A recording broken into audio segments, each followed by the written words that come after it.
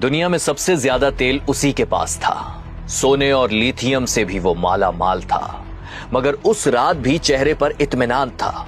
भला का इंसान था, जरा भी ना परेशान था। हालांकि दुनिया के सबसे बड़े बदमाश से वो पंगा ले चुका था, मगर फिर भी हर रात की तरह उस रात भी वो बेखबर सो चुका था।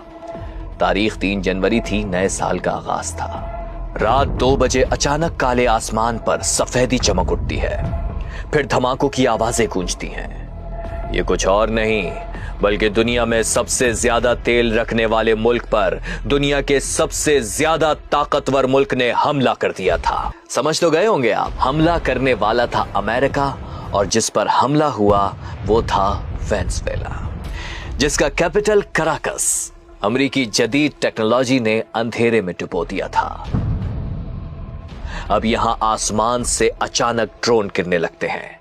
150 जदीद तरीन अमरीकी तैयारे वेनेजुएला की फजा में शोर मचा रहे थे।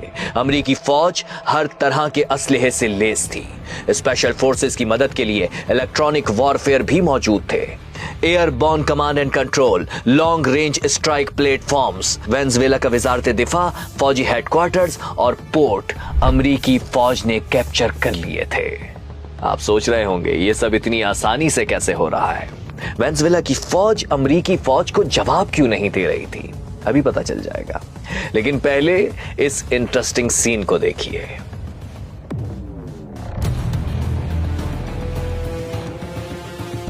ये सारा मंजर व्हाइट हाउस में कैमरों की मदद से मॉनिटर किया जा रहा था।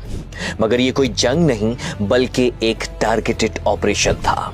इस मिशन में एक मुल्क की फौज दूसरे मुल्क में घुसकर उसके सदर को ही उठाने वाली थी। जी हां, हुआ यूं कि कराकस के सदारती महल पर एक बड़ा सा हेलीकॉप्टर हवा में मौल्लक नजर आता है। यह है MH-47G चिनोक, यानी वो हेलीकॉप्टर जो अमेरिकी डेल्टा फोर्स को रात की तारीकी में डायरेक्ट ऑपरेशन के मकाम पर उतारता है। मिशन स्टार्ट हो चुका था। अमेरिकी कमांडोज रस्सों पर झूलते हुए सदारती महल पर लैंड करते हैं। राह में कोई रुकावट नहीं। सदारती महल पर धावा बोलने वाले अमेरिकी कमांडोज को महल के कोने कोने का पता था। दाएं हाथ पर मौजूद कमरे के बाद अगली मंजिल पर जाने वाली सीढ़ी कितनी दूर है ये भी मालूम था। वेनेजुएला के सदर निकोलस मदुरो का कमरा कहां है ये भी पता था। बताया जाता है कि शाही महल में ड्यूटी देने वाले पूरे 8 लोग गद्दार थे।